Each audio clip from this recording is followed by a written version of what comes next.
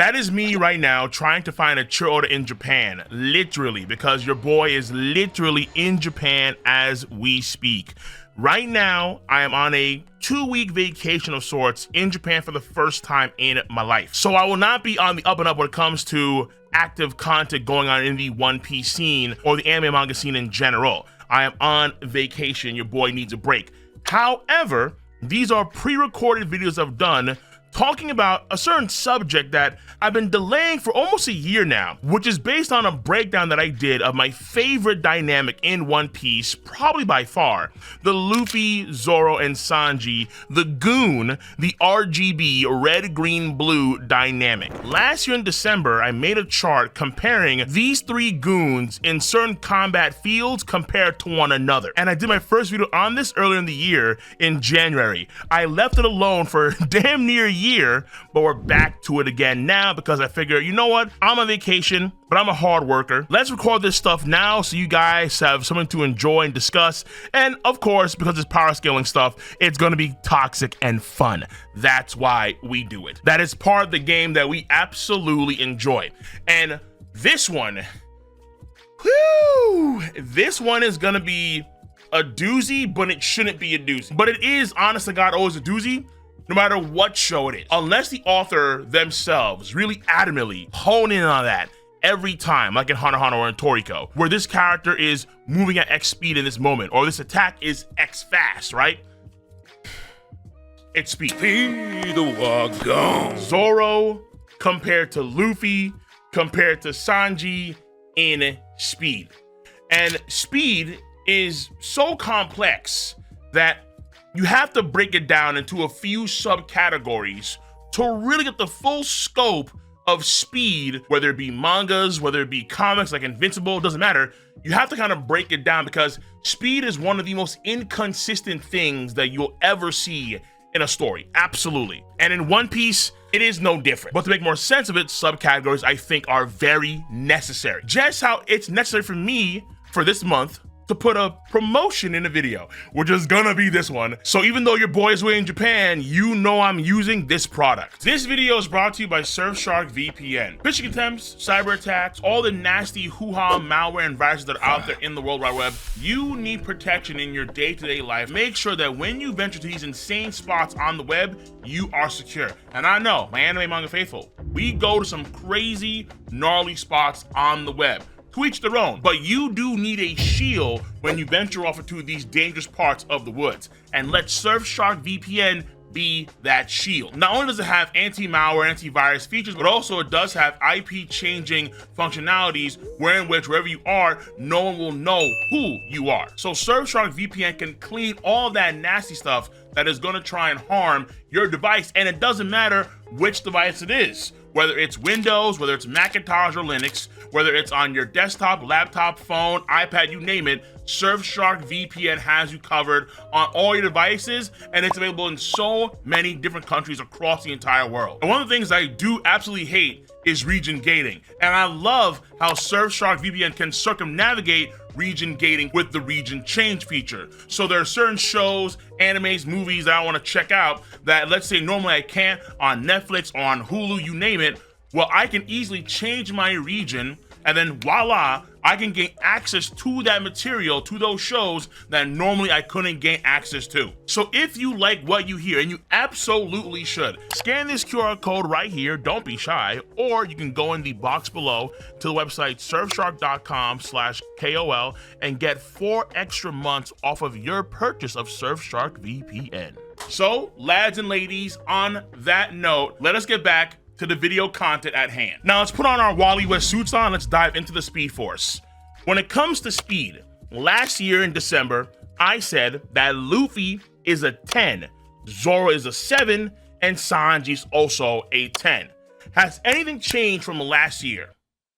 No. Perfectly balanced, as all things should be. And what I'd argue comprises speed and power scaling are these 4 metrics. 4. Number 1 is the character's travel speed, meaning how fast a character can move from point A to point B, and point A to point B tends to be somewhat of a significant distance. That's travel speed for the most part. Sometimes this does incorporate combat or not. Like, for example, in chapter 1094, Kizaru left Luffy, and then Luffy had to give chase to Kizaru. So they're still fighting, but they're traveling great distance to certain locations. So that's travel speed number one. Number two is reaction speed. So reaction speed being normally how fast it takes for a character to perceive an oncoming attack or event and then react to that with their body, with their thoughts in some way. Like, for example, in Marineford, when Luffy got kicked by Kizaru,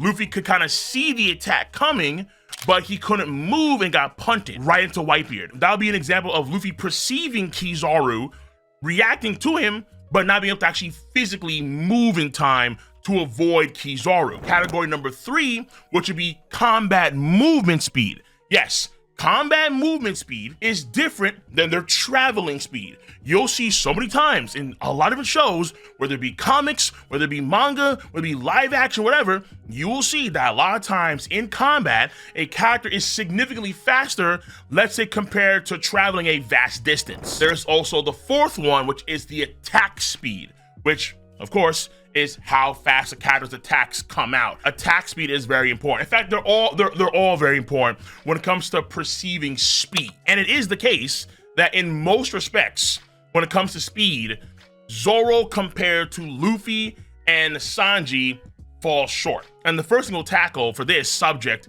is travel speed. Zoro compared to Luffy and Sanji doesn't really have much at all in this department. Like, really, like almost nothing. Zoro did display that clear lance move in chapter 1027, so he's able to kind of propel himself in a skywalk fashion pretty high up to get back to the floating island of Onigashima. Okay, that's not bad. But for Sanji and Luffy, that's an average skywalk slash bound man walk movement. That's whatever. Luffy was literally sent packing well below Onigashima's floating position in chapter 1042, and then he bound man back all the way up to Kaido from a much greater distance compared to Zoro and that one clear lance maneuver. So Luffy is covering miles very, very quickly, and that's bound man, not even his fastest form, not even close. And even, let's say, in the gag department, this was great, honestly.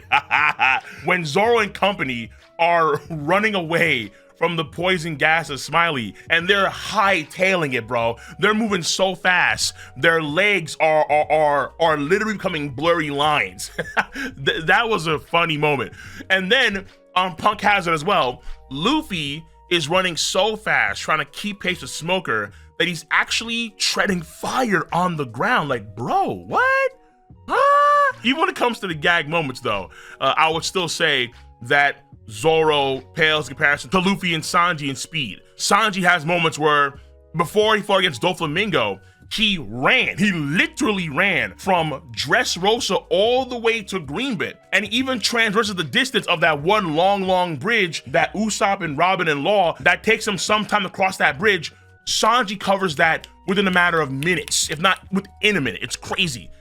And then recently we saw in chapter 1094 where he senses Bonnie, he leaves the Vega tank and then he just darts out of the Vega tank at extremely high speeds with skywalking, and he gets to Bonnie and saves her from a laser beam. So Sanji has incredible travel speed. Luffy has incredible travel speed, particularly in Gear 5. In chapter 1045, when Kaido sends him packing with another blast breath and Luffy shakes it off, what does he do? He just runs back, Looney Tune style. Like, wait. I can't. No. So, Zoro loses in travel speed handily. However, not the same thing going on with reaction speed, number 2 subcategory. All of them have very impressive reaction feats in the story.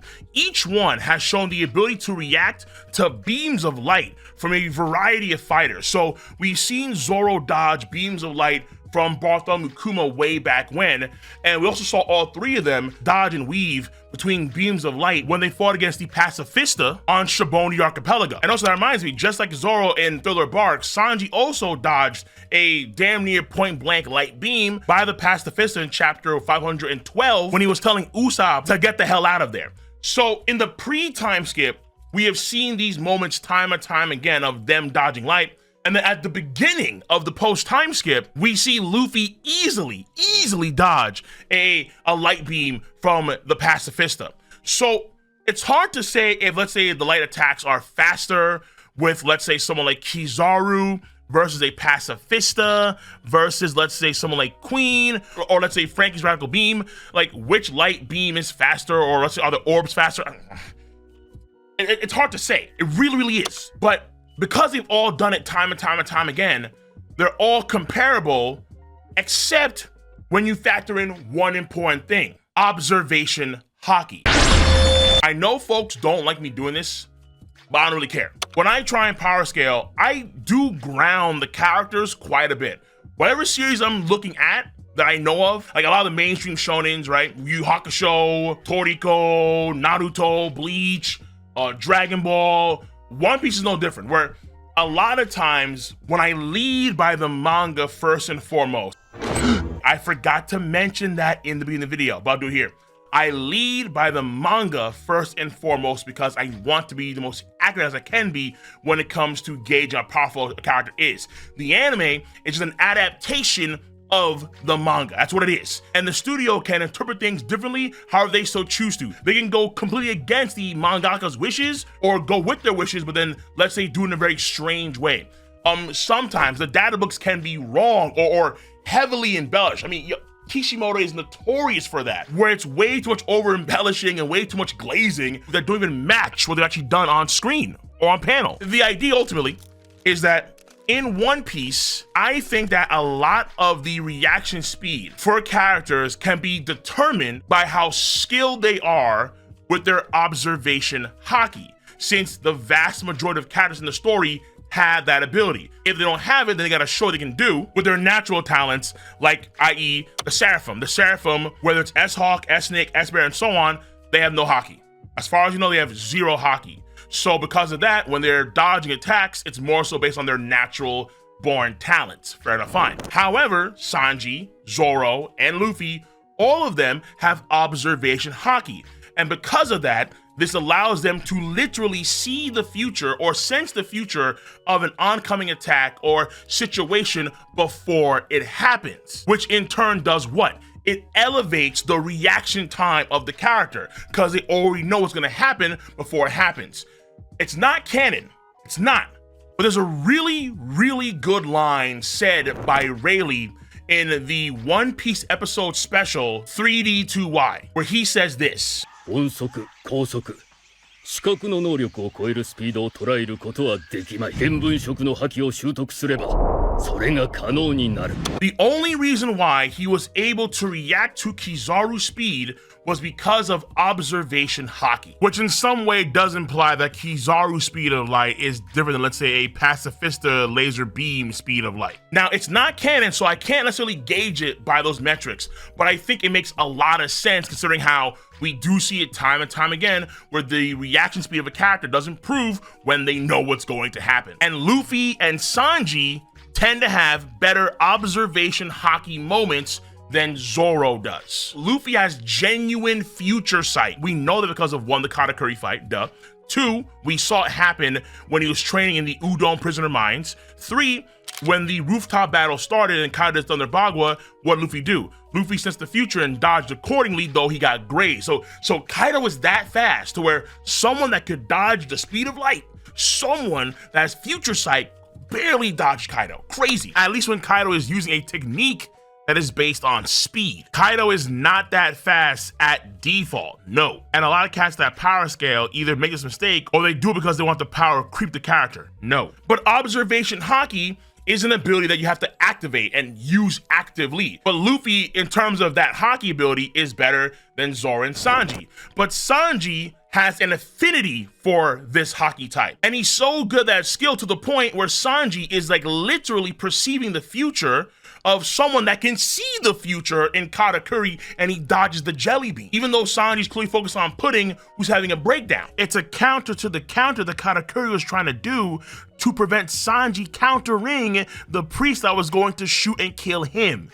one of the coldest dodges in the story. So even though he can't see the future as far as we know just yet, because he's always been shown to use this Haki type in so many instances, more than Zoro has throughout the entirety of the post time skip, you have to say that he is better than Zoro in this category. It is the case that Zoro did react to a few of Kaido's club swings before he went and did the Ostrich Dead Man game, and he was in a pretty bad state too. But that's not even remotely enough compared to, let's say, actually dodging a Thunder Bagua technique. You just can't say at a default the character's moving at the speed of a particular technique that they utilize unless it's stated or it's part of their ability set, like someone like Kizaru, for example. But you just can't do for every character. No, of course not. And to be fair, obviously, Zoro did dodge King of the Wildfire's Imperial Deep Pride, that crazy pullback beak attack with the F-boy face that he has, which crazy move. And according to Zoro, he said it was like a laser beam. But Sanji was consistently dodging beam after beam after beam after beam after beam. Are you just gonna shoot lasers at me all day? I won't stop. Sanji didn't note to how it was very annoying to deal with the rapid fire laser techniques of Queen, and this seems to be different than other pacifista, and maybe let's say more akin to Kizaru, where people that can fire laser beams consecutively are particularly hard to deal with and dodge. And then Sanji at times, he does get hit by attacks. For example, Queen did hit Sanji with the Henry Queen. In chapter 1034, we know that Henry Queen is based on Niji's move. And Niji's move, the Henry Blazer, is based on what? A light speed sword. So you can easily say that his Henry Queen is comparable to Niji's Henry Blazer, which is apparently also at light speed too. But again, was Sanji actively using observation Haki in that moment? I don't know. The same goes for Zoro with the Imperial Deep Pride. The same goes for Luffy and many attacks he takes while he's in Gear 5. Is he actually using Future Sight? If not, why not? Reaction speed is one of the most weirdest, inconsistent, what the F things in general for overall power scaling, which is why it's taking up so much damn time in this video. Okay, that's enough. I would say that Zoro is also behind in reaction speed compared to Sanji and compared to Luffy. Now, combat movement speed, which you can also put the sub-category of agility here too, is essentially, again, how fast they move while in combat. And for the most part, they all move pretty fast, whether it's blocking or dodging or dashing. Zoro and Sanji and Luffy move very, very well. We've seen Zoro in that crazy Kuma volley swiftly dodge all those sort of Kuma paw things. The agility specs of Luffy and Sanji are just ridiculous. So that I don't even get into. I really don't. Zoro just loses in this category just flat out compared to Luffy and compared to Sanji. Luffy was able to consistently dodge a slew of techniques that Kaido dished out throughout the entirety of their rooftop fight. In base form with Gear 2, and mind you, in Gear 2, he's also incorporated high-speed movement techniques like Shave, the Rokushiki Razor. He has that too, where he's able to move around very, very swiftly, very quickly. On top of that, in Gear 4, he has a sort of skywalk maneuver, so he's bouncing around at high speeds too. And then we have Gear 5, where Luffy's just nuts. He's bonkers when it comes to speed across the board compared to Zoro, but Sanji's not the same thing. Because Sanji, in Whole Cake Island, but pre-Germa buff everything, he blitzed Oven so quickly that damn near no one saw it except for Pudding. And there was an audience there watching it all go down. On top of that, Sanji has the Queen moment. Where Sanji moves so fast that for a period of time, he appears to be invisible. There is literally no one like that in the story. No one has done the same thing as Sanji when it comes to moving so fast for an extended amount of time that you can't even be sensed by an observation Haki user like Queen. Queen also has observation Haki, and Queen couldn't sense Sanji. And it wasn't like a one attack in an instance. He had time to try and do it, and it never manifested. And then on top of that, Sanji is the one that breaks Kizaru's character, not Luffy, when Sanji intercepts a laser beam and he defends Bonnie and Kuma. Kizaru was shook to the core. Like, what the hell just happened? And Sanji is nowhere in frame when Kizaru fires off that beam. And Luffy himself also had an outstanding showcase against Kizaru on 2 occasions. And one of them, the second was insane because Luffy was able to dodge a point-blank volley of light orbs in giant form. What?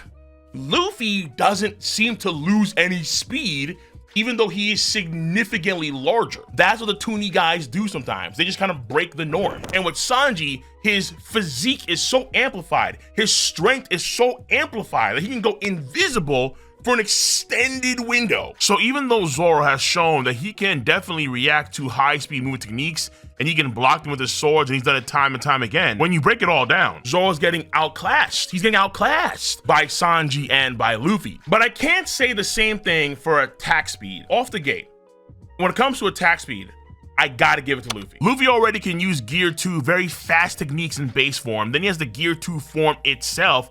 Then he has Gear 4 Snake Man, where even Kaido needed to use Future Sight to effectively dodge Snake Man Luffy. And then you have the Gear 5 form, which is probably faster than Snake Man, honestly, because Kizaru can handle a Gear 4 Luffy, but a Gear 5, oh, whoa! Oh, that was a big problem. When it comes to Zoro, though, his biggest claim to fame for speed, I think, is going to be his EI moves. The 1-sword style Shishi Son Son, the Death Lion song, and then the 2-sword style Rashomon move. Lion Song. These are the moves where he gains a tremendous amount of burst speed. Zoro, he blitzes, he just bing across the screen from one side to the other side. It's actually very Brook-esque. A lot of times they cut you, there's like a delay to it, and then you get, that's how it kind of goes. So the speed is incredible when it comes to Zoro and those sort of burst movements. But I don't know if that means that the burst moves are faster than volleys, meaning that you have a series of after images, like you're raining down fists or kicks, and then you can't tell which one is real or if they're all real. So when Sanji does his extra hachis in chapter 464, that sort of Gatling style barrage of kicks, each one of those kicks is a physical attack. So his legs are moving that fast, so they're literally snapping and contracting to where he can make what seems to be a whole horde, a stampede, in midair. So I don't know. I think that in terms of attack speed, Zoro and Sanji are probably comparable, though the added movement speed for Sanji, I think it's a Sanji. However, not necessarily, you could argue, because it does depend on the caliber of fighter they're fighting against. And Zoro does tend to fight against stronger guys than Sanji does. But Sanji has an easier time in those bouts compared to Zoro, who has a harder time in those bouts. That's also a fact too. One way would be, okay, well, because Zoro hit Kaido when his bones were broken with the Dead Man's Game, that's a clear indication of Zoro's phenomenal speed, but only in the sense of, is Kaido using observation haki to try and perceive Zoro's move, which we don't know. So while Zoro has that, Sanji has, again, the Kizaru moment, where he made Kizaru break character. Like, what the hell? Who are you? And because Sanji, for the most part, is a very close-range fighter, his combat speed is also synonymous with his attack speed. And Zoro makes up for his lack of combat speed with the Sanji with these insane range attacks that are very quick, like the Flying Dragon Blaze. So it gets tricky. I ain't gonna lie to you. In attack speed, I kind of want to say that they're both equal, to keep it simple, though I might lean Sanji, but if I do, then it's a slight lean. I'm not too sure of this one still to this day, but I would ultimately say that because Sanji is just outclassing Zoro in speed in other categories, and I think rightfully so, it's very clear why Sanji gets that 10 like Luffy, because even compared to Luffy, Sanji is doing things in the speed department that Luffy can't do. Sanji's character is obviously based on speed a lot more than Zoro's character, and even though Zoro does have these outstanding burst speed moments, Sanji has a consistency of off-the-chart speed instances. Consistency. And I know someone's gonna try and calculate the base speed of base Kaido and then transpose that to hybrid Kaido, trying to gauge that hybrid Kaido at a base is like 5 times faster. As a result, Kaido can output, let's say 15 or 20 club swings per millisecond. Fine. If you wanna do that, all the more power to you. But that's taking a 1 for a 1 for a 1 for a 1 for a 1 for a 1, where in more often than not cases, the mangaka ain't doing 1 for 1 for 1 for 1 for 1 for 1. Sometimes the characters just are completely off kilter. I mean, my God, Big Mom is like that a lot. But the video's already long enough, and we're trying to meet deadlines here, and I don't want to have Jafar dying on me. We maintain frame here, where yes, Luffy is a 10 in speed, so is Sanji, because Sanji and Luffy have insane things going on for both of them. And Zoro has the same things too, for sure, but not compared to those two in terms of speed, no. So that is my stance on speed between Luffy, Zoro, and Sanji. Let me know your stance on this video's subject at hand. If you enjoy boys content, give it a thumbs up, subscribe to the channel, click on that bell to join the notification squad. I'm gonna catch you guys and gals on the flip side. See you. Bye bye.